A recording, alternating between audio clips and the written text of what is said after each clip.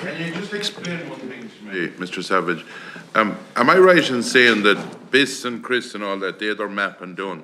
And when you imposed the maps down, this was some of the stuff that we were being told, that they weren't adding up. Was it that you got different contractors to do year digitisation or year mapping than what Portlaoise had?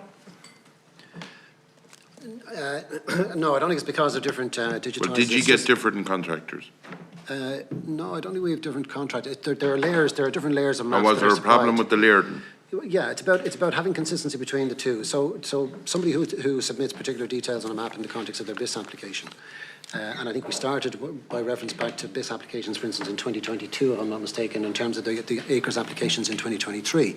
When it came to making the payments in acres in 2023, then we had to compare effectively any changes on the BIS in 2023 against what we were receiving in acres. Okay, so we have to try and make sure essentially that there's an alignment between the data that comes in fresh from BIS and the data that acres is working off. And to be honest, that's a response to the application that comes in on BIS. It's a response to changes that have happened on the ground in the context of the farmers' activities, and we have to make sure that that's incorporated into our systems so that we're paying accurately and appropriately when it comes to acres. Okay.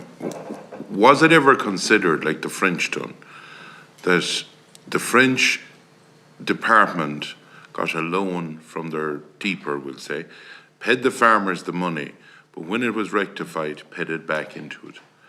Why wasn't that done? Because it's like a snake in the grass. The department will get you sooner or later because you're going in for payments every year. So if there was something drawn wrong, they're going to get you down the road one way or the other. So what I am saying is, why wasn't that done for a few years, even for snakes now, you know. Huh? The department are the snakes. I'm not calling them snakes. I'm not calling them, absolutely not. I didn't call them that. I'm talking about, I'm giving the equivalent that they can wait for you. They'll get you. I appreciate it was a metaphor. But what I'm saying to you is, why, say, if there was even $4,000, the average payment was 4,300, am I right in that, or something like that? If there was even $4,000 given every year and a deal done with Deeper, and when it was rectified, pull it back, wouldn't it have saved an awful hassle? Like the French had done it in 2016. Yeah, perhaps. I mean, look, it's always easier to be wise in hindsight, maybe, in terms of what might have worked and what might not have worked. I mean, we took the decision. We tried to maintain the integrity of the overall system by proceeding in the normal way in terms of the co-funding element with the national financing. And we made the decision in early 2024 that we had to make an interim payment. That interim payment was essentially paid out of national funds, and we then kind of caught up, if you like, in terms of the co-funding out of EU funding then in 2024. So we adopted a mechanism that allowed us to take the pressure off farmers at the time who were obviously waiting on their payments that hadn't been forthcoming from their participation in 2023. So that 4,000 or 5,000 euro that we made available to those people served the same purpose. Effectively, we paid them up front. And when we had calculated the full amount due, in terms of the normal acres contract, what the value of that would be, we reconciled that against the money that they had been paid up front. So in effect, it was a means to take the pressure off farmers in the short term until we resolved. Yeah, well, the only thing they'd be entitled to 23, 24, they'd be entitled to maybe 10,000 where they got 4 or whatever at the time, or 5. Well, if we were to do it repeated years, yeah. But some of them would have to get more on it.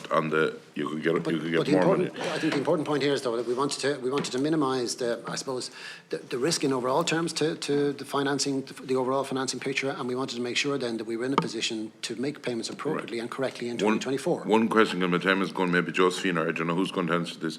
The Minister has agreed that he was setting up an IT system because of the storm and this is for all roofs of sheds.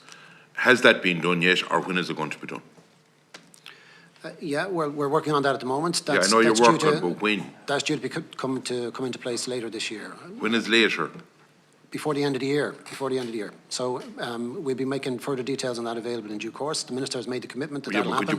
Could you say, is it October or November, or is it December or September? It'll be before the end of the year. I don't think we can be any more specific on that at the moment, because we have to work through the system's development on that at the moment, and that has to be put in place with all of the other things that we're doing in parallel on TAMS, and we'll be able to give a more definitive date in due course. On young farmers, what's the story of that? There's 5 million put in because of an agreement and programme for government.